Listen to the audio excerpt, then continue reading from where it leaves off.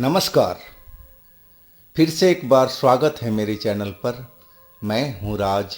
आप देख रहे हैं हाईवे नाइट। ये जो कहानी आज की है जो मैं आपको सुना रहा हूं, ये राधे श्याम जी ने हमें शेयर किया है।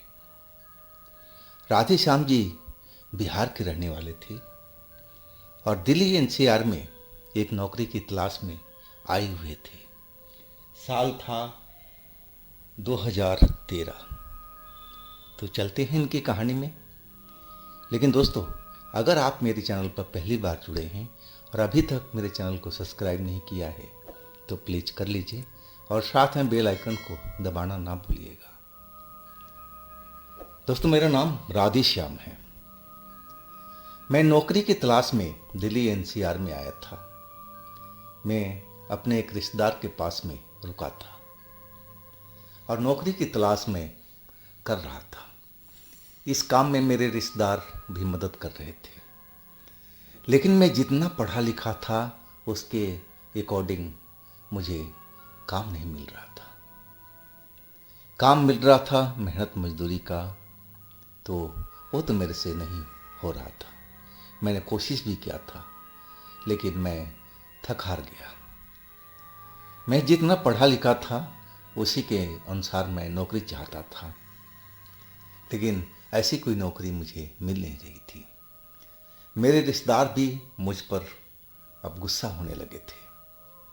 वो कहने लगे थे कि तुम इतने पढ़े लिखे तो नहीं हो कि तुम्हें कोई ऑफिस में बैठ करके कलम चलाने की नौकरी मिलेगी। अरे, जो मिल रही है वो कर लो। लेकिन मैं मेहनत मजदूरी का नौकरी कर नहीं पा रहा था। मैं फिर अपने आप ही काम के तलाश में लग चुका था और एक दिन रोड पर घूमता हुआ गली गली इधर से उधर भटक रहा था और तभी मुझे एक जगह प्रॉपर्टी डीलर का ऑफिस में देखा। वहाँ पर पर्ची लगी थी और वो पर्ची लगी थी कि असिस्टेंट की ज़रूरत है। मैं अब जल्दी से उस ऑफिस की तरफ बढ़ा। ऑफिस में जाकर के साहब से मिला। मैं अपना परिचय दिया।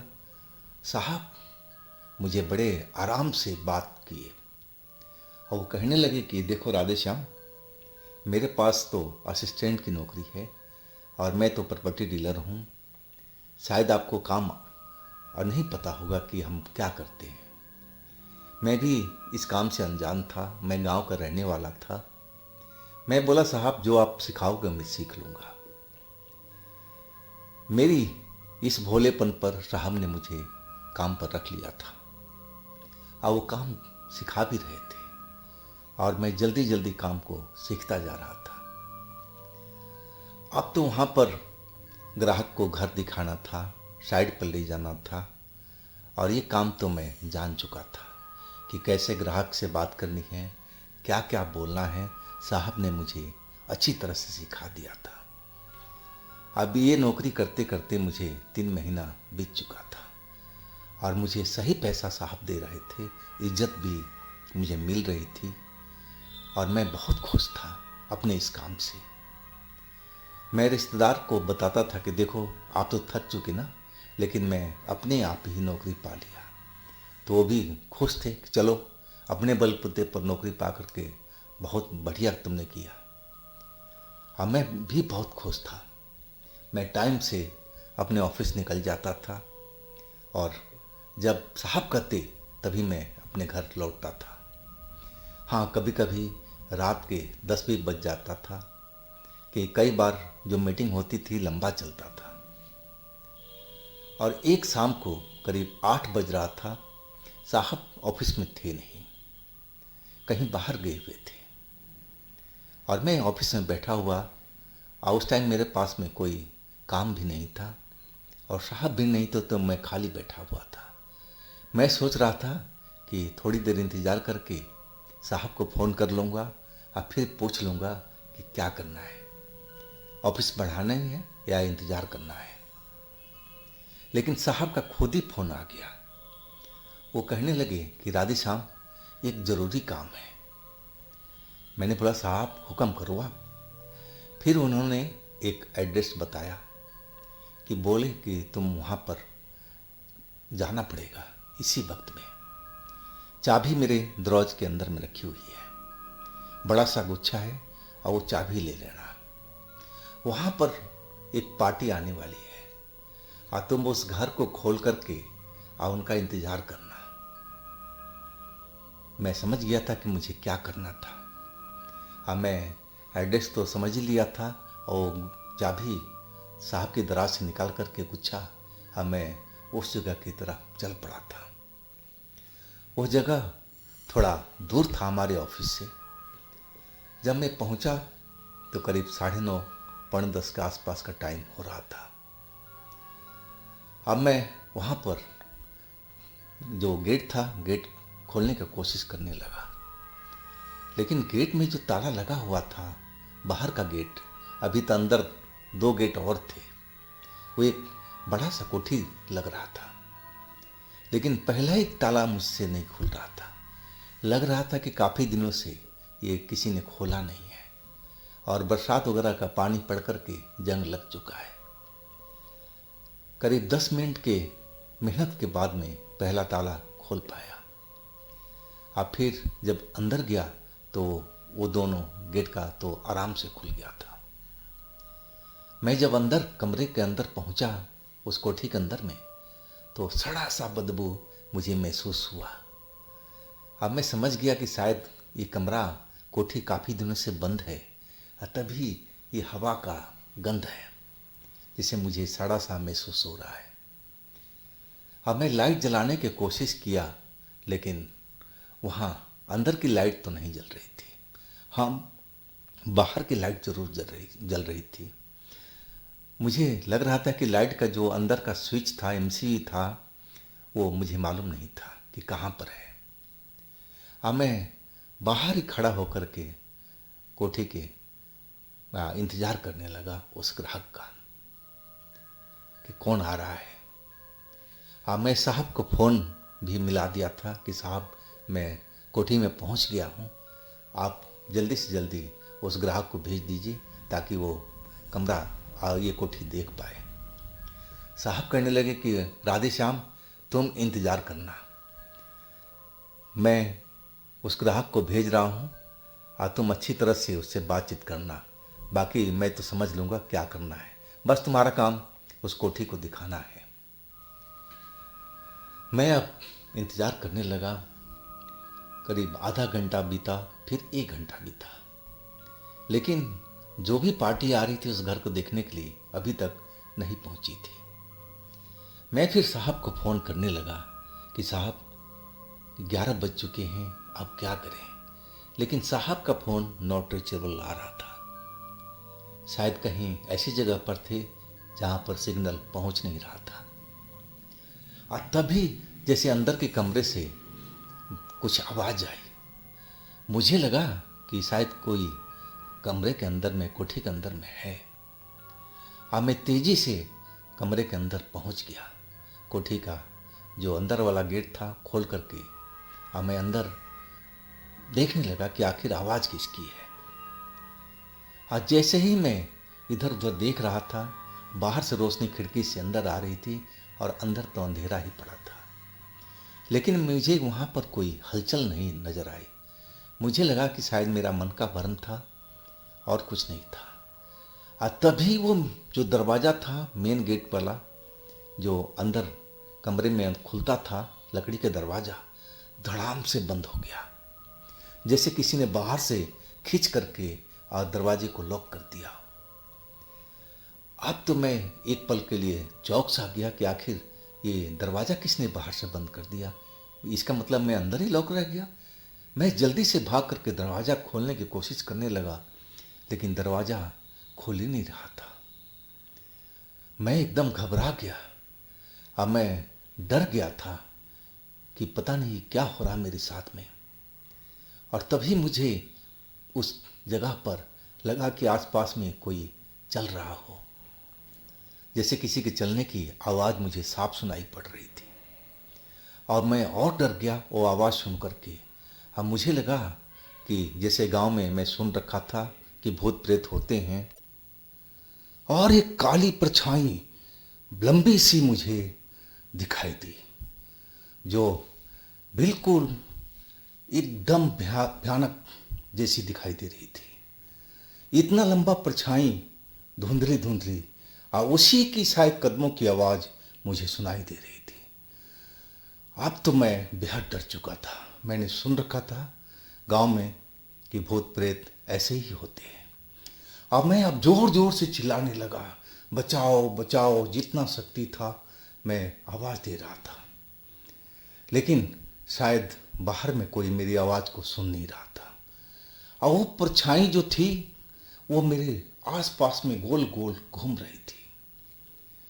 मैं महसूस कर रहा था, देख रहा था उसको, लेकिन वो साफ साफ नजर नहीं आ रही थी। कभी धुंधली हो जाती और कभी दिखाई देने लगती। अब मैं बिल्कुल समझ चुका था कि मेरे आसपास जो परछाई चक्कर काट रही है, ये बिल्कुल आत्मा है या कोई भूत है। मैं एकदम डरा हुआ और आवाज़ लगा रहा था कि बचाओ मुझे, कोई बाहर है तो दरवाज़ा खोलो। लेकिन कोई भी नहीं दरवाज़ा खोल रहा था। अब वो परछाई एक जगह पर खड़ी हो गई। मैं उसका तरफ देख रहा था। उसका जो आंखें थी वो लाल नज़र मुझे आ रही थी, लाल लाल रोशनी सी नज़र आ रही थी। और वो धीरे धीरे मेरी तरफ बढ़ने लगे। मैं पीछे दीवार के साइड में चिपकता जा रहा था। अब मैं एकदम बिल्कुल दीवार से चिपक गया था। अब उसके पीछे तो कोई जा ही नहीं सकता था। और वो परछाई चलते चलते मेरे नज़दीक पहुंच गई। और जैसे ही वो मुझे छूना चाहा, अचानक वो झिलमिलाई और फिर वो गायब हो गई। अब मैं एकदम डरा हुआ और मैं जोर जोर से चिल्ला रहा था कि कोई बाहर हो तो दरवाज़ा खोलो, बाहर हो तो दरवाज़ा खोलो। लेकिन अब वो परछाई मुझे नज़र नहीं आ रही। अब मैं तेज़ी से गेट की तरफ भागा और गेट खोलना चाहा तो गेट खुल चुका था। अब मैं काहे के लिए उस जगह पर रुक नहीं जाए। मैं सीधा बाहर भागता हुआ कोठी के बाहर निकल गया था। आज जैसे ही बाहर निकला, हमारे साहब गाड़ी से उतरते हुए नजर आए और उनके साथ में 3 लोग और थे। मेरी ऐसी हालत देख करके वो भी हड़बड़ा से गए। कहने लगे, राधेश्याम क्या हुआ तुम्हारे साथ में? और मैं डरते डरते सारा बात बता दिया कि साहब, कोठी के अंदर में मेरे साथ में ऐसा हुआ है। अब वो जो साहब थे वो भी भूत प्रेत को मानते नहीं थे और वो कहने लगे कि राधेश्याम तो डर गया है, अंदर कोई पक्षी वगैरह होगा या बिल्ली होगी और तुम्हें वो भूत नजर आया है। हटो तुम पीछे, हम लोग जा रहे हैं कमरा देखने के लिए, ये पार्टी है, तुम कैसी बातें कर रहे हो। वो मुझे डांट करके और वो लोग अंदर चले गए। जा करके लाइट वाइट जलाया। उनको पता था कि एमसीबी अंदर की कहाँ है। और वो फिर पूरा कोठी देखने के बाद में वापस निकलने लगे। हाँ, उनमें से जो एक पार्टी था जो जिसको खरीदना था मकान को, वो उसमें बाथरूम करने के लिए अंदर चला गया था। और बाकी लोग थोड़ा गेट के बाहर निकल आए थे और उस बंदे को इंतज़ार करने लगे कि बाथरूम करके आए तो हम लोग बाहर निकले। और अचानक उसकी बाथरूम से तेज तेज चीखने की आवाज़ आने लगी। जैसे मैं चिल्ला रहा था, चीख रहा था, वैसे ही उसकी आवाज़ सुनाई देने लगी। अब बाकी लोग सब बाथरूम की तरफ दौड़े और वो दरवाज़ा खोलने की कोशिश करने लगे। लेकिन वो दरवाज़ा ना तो अंदर से खुल रहा था ना बाहर से खुल रहा था। और उसके अंदर जो आदमी था वो बहुत डरा हुआ और ज़ोर ज़ोर से चिल्लाया जा रहा था, अंदर भूत है, अंदर भूत है, वो मुझे मारना चाहता है, आप लोग जल्दी से दरवाज़ा खोलो। अब जो साहब थे मुझे बुलाने लगे, राधेश्याम जल्दी आओ, ये दरवाजे को तोड़ो।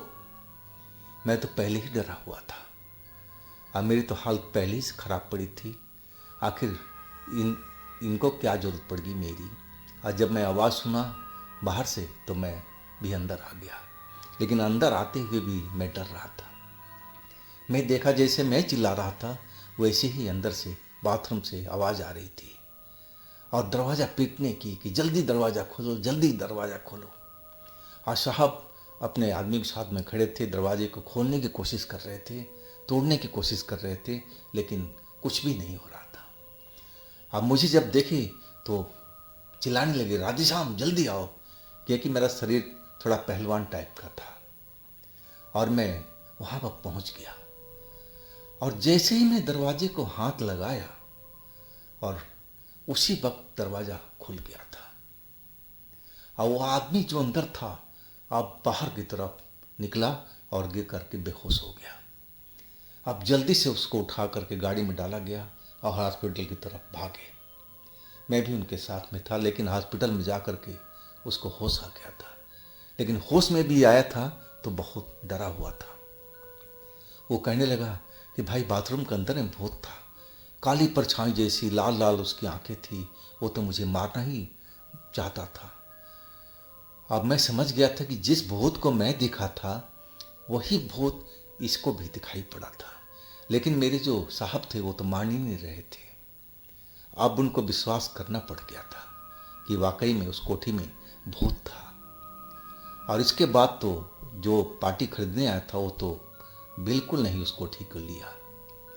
अब इस कोठी को दोबारा से किसी तांत्रिक को बुला करके शुद्ध कराया गया, तंत्र मंत्र से पूजा कराया गया और तब जा कर के वो कोठी से उस भूत का आत्मा बाहर निकली थी और फिर जाके वो कोठी बिकी थी। उस घटना को मैं कभी भूल नहीं पाता हूँ। अगर वो भूत चाहता तो मुझे मार सकता था, इतना नज़दीक था, और मुझे टच करके बाहर चला गया। क्या वो मुझे डरा के मारना चाहता था? मुझे तो ऐसा ही लगा था। लेकिन इस घटना को बहुत साल हो गए हैं, लेकिन मैं अभी भी इस घटना को भूल नहीं पाता हूँ। तो दोस्तों, ये थी राधे श्याम जी की उनकी आप बीती। अगर आपके पास भी ऐसी कोई घटना है तो आप मुझे इंस्टाग्राम पर या मेरे व्हाट्सएप नंबर पर शेयर कर सकते हैं। तो दोस्तों, आज के लिए बस इतना ही।